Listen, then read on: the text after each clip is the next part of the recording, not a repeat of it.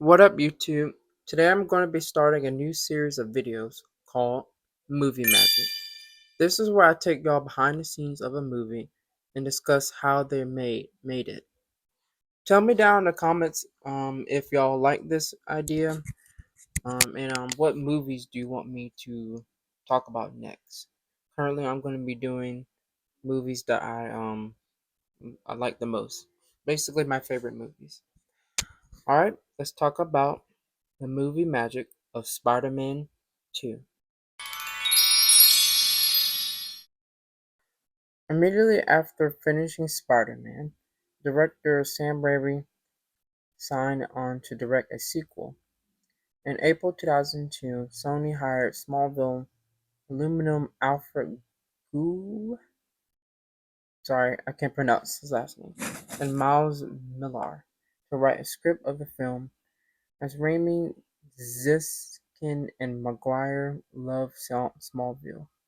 On May 8, 2002, following Spider-Man's record-breaking 150 million opening weekend, Sony Pictures announced a sequel for 2004 entitled The Amazing Spider-Man, which um, is the title of the 2012 one.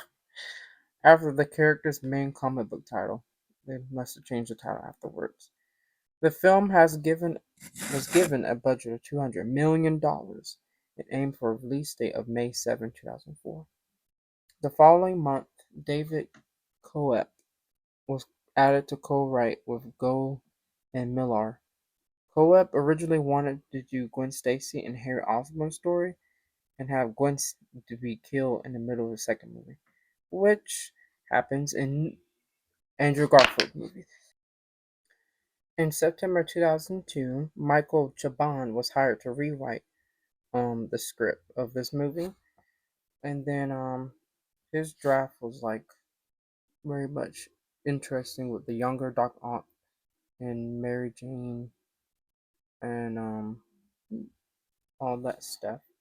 Later on, Sam Raimi looked through all the drafts, which was written by Gold, Millard, Co-op, and Chabon, and he picked out what he liked with screenwriter Alvin Sargent. He felt that dramatically the film had to explore Peter's conflict with his personal wants against his responsibility, exploring the positive and negatives of his chosen path, and how he ultimately decides that he can be happy as a heroic figure, which is the overall theme of the movie and the whole overall arc of what Peter Parker has to go through, which makes Spider-Man 2 a really good movie. Raimi said that he took inspiration from Superman 2, 1980, for the story of Peter giving up his responsibilities. And so it was decided that Dr. Octopus would be kept as the villain, which is my favorite Spider-Man villain, as he was both a visually interesting villain who was a physical match for Spider-Man and a sympathetic figure with humanity, accompanied by the fact that the character had been repeatedly considered as a villain for the first film over the course of its 15-year development. Raimi changed much of the character's backstory, however, adding the idea of Otto being a hero of Peter and how their conflict was about trying to rescue him from his demons rather kill him. Moving on to casting, which I will summarize and briefly talk about. Basically, Tobey Maguire had a back injury and he was almost replaced by Jake Gyllenhaal, but he had tested out if he was fit for filming, and then afterwards, Doctor Octopus was there were three actors who were considered: Ed Harris, Chris Cooper, and Christopher Walken. That would be interesting if he was in there. But ultimately, Molina, I think that's how you pronounce his last name, was cast as the Octavius in February 2003 and underwent physical training for the role, which most actors do in action-packed movies. The reaction to his casting was mixed. Raimi had been impressed by his performance in Frida, and also felt his large physical size was true to the comic book character. Molina only briefly discussed the role as was not aware that he was a strong contender. He was a big fan of Marvel Comics and was excited to get the part, although he was not familiar with Doc Ock. I keep pronouncing his name wrong. Oh my god, I'm so sorry. Although he was not familiar with Doc Ock, Alfred M. found one element of the comics that he wanted to maintain: the character's cool, sardonic sense of humor. Filming was originally slated to start in January 2003, but was pushed back to April so that Maguire could finish Seabiscuit. Principal photography began on April 12, 2003, in New York City and Chicago. The crew moved on May 13 to Los Angeles, shooting on sets created by production of designer Neil Spisak. After the scars surrounding his back pains, Tom Maguire relished performing many of his stunts, even creating a joke with it with Raimi, creating the line "My back," which is when he tried to he gained his powers and he fell down onto that I think it was car in the back alley. That was funny. Raimi said that while filming the scene, he yelled at Maguire to get the edge of the building, but Maguire refused to do it. Even Rosemary Harris took a turn, putting her stunt double out of work. In contrast, Alfred Milani joked that the stunt team would trick him into performing a stunt time and again. J.K. Simmons said that while filming the scene where Spider-Man gets his suit back from the Daily Bugle, Simmons said he's a thief. His fake tooth popped out of his mouth. Oh, that's funny. Spider-Man 2 was shot on over 100 sets and locations, beginning with a pre-shoot on the Loop in Chicago during 2 days in November 2002.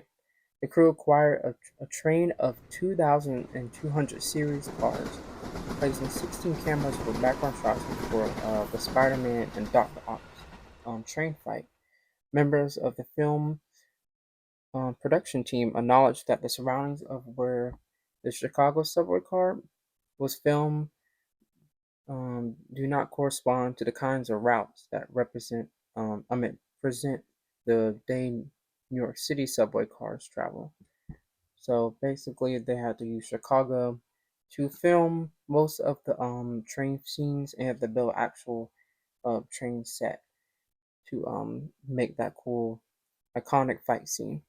A camera system called the Spider Cam, no pun intended, was used to allow filmmakers to express more of Spider-Man's worldview, at times dropping 50 stories with shot lengths of just over 2,500 feet in New York or 3,200 feet in Los Angeles. For some shots, the camera would shoot a 60 frames per second, 6 frames per second, for faster playback, increasing the sense of speed. Shots using the Spider-Cam were pre-planned in digital versions of cities, and the camera's movement was controlled with the motion control, making it highly cost-effective. The camera system was only used in the previous film for the final shot. Filming was put on hiatus for 8 weeks in order to build Dr. Ock's pier layer. It was had been Spesak's idea to use a collapsed pier as Ock's layer, reflecting an exploded version of the previous lab, representing how Octavius' life had collapsed and grown more monstrous, evoking the cinema of Fritz Lang and the film The Cabinet of Dr. Caligari. Filming then resumed on that set, having taken 15 weeks to build. Wow. Occupying Sony Stage 30. It was 60 feet by 120 feet long and 40 feet high, and had a quarter scale miniature was also built for the finale as it collapses. Reshoots for the film continued until December 2003. Moving on to my favorite part. To create Dr. Octopus mechanical tentacles, Steve Johnson's Edge FX was hired to create a corset, a metal and a rubber girdle, a rubber spine, and 4 foam rubber tentacles, which were 8 feet long and altogether weigh 100 pounds. Jeez. The claws of each tentacle were called death flowers, were controlled by one puppeteer sitting on a chair. Each tentacle was controlled by 4 people, though, who rehearsed every scene with Molina so that they could give a natural sense of movement as if the tentacles were moving with Octavius's movement. On set, Molina referred to his tentacles Larry, Harry, Mo, and Flo. With, with Flo being the top right tentacle as it was operated by a female grip and performed delicate operations like removing his glasses and lighting his cigarette or cigar. And so, all right, there's a lot of um, CGI that goes behind making Dr. Ock's tentacles, and there's a lot in the page of Wikipedia. So I'm gonna summarize as best as I can. So basically, Edge FX was only hired to do scenes where Octavius carries his tentacles. CGI was used when the tentacles carried Octavius. A 20 feet high rig held Molina to glide through his surroundings, with CGI tentacles added in post production. And so basically, with the CGI that they did was like they only used it when if it was necessary, and so they make like a typical Hollywood movies. They have filmed the practical first, and then they go back and do visual effects and add the CGI tentacles later on. Completing the illusion of Dr. Octopus, the sound designers chose not to use servo sound effects, feeling it would rob the tentacles of the sense that they were part of Octavia's body. Instead, used motorcycle chains and piano wires. I did not know that. What the heck? Interesting. As with the previous film, John Dykstra served as a visual effects designer. Dykstra and his crew sought to make the weakest shot of the second movie look as good as the best shot of the first movie. And so Dykstra not only created the physical appearance of Octavius' tentacles, but also that of the nuclear reaction that Octavius attempts to carry out in the film. The reaction resembles the sun and completing with the solar flares and poses a threat to its immediate environment through its strong gravitational pull, which carry drawn objects around it.